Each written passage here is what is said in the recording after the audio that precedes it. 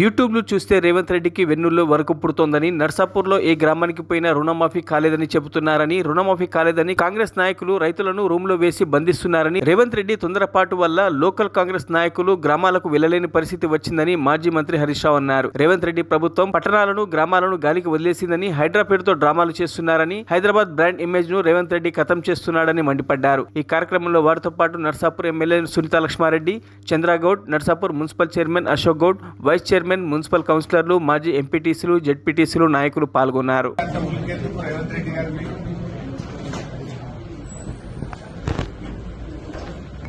నువ్వు గతంలో ఏం మాట్లాడినావు, ఇవాళ నువ్వేం చేస్తున్నావో కళ్ళకు కనబడ్డట్టు, కళ్ళకు తట్టినట్టు ప్రజల ముందు పెడతా ఉన్నారు.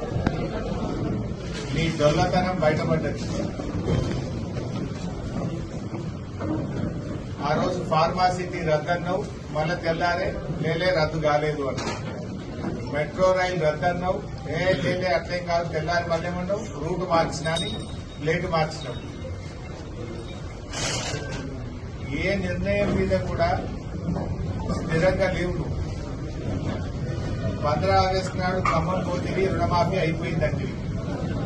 నర్సాపూర్లో ఏ ఊరికి పోదాం రుణమాఫీ అయిందో అడుగుదామని, నర్సాపూర్లో ఏ గ్రామంకు పోయినా రుణమాఫీ అయిందేమో అడుగుదామా? ఇవాళ భువనగిరి నియోజకవర్గంలో కాంగ్రెస్ పార్టీ నాయకులను రైతులందరూ రూమ్లేసి తాళమేసింది. రుణమాఫీ కాలేదని కాంగ్రెస్ పార్టీ నాయకులను రూమ్లలో తాళాలు ఇస్తున్నారు ప్రజలు. నీ మాటల వల్ల లోకల్ కాంగ్రెస్ నాయకులు ఇబ్బంది పడుతున్నారు. నువ్వు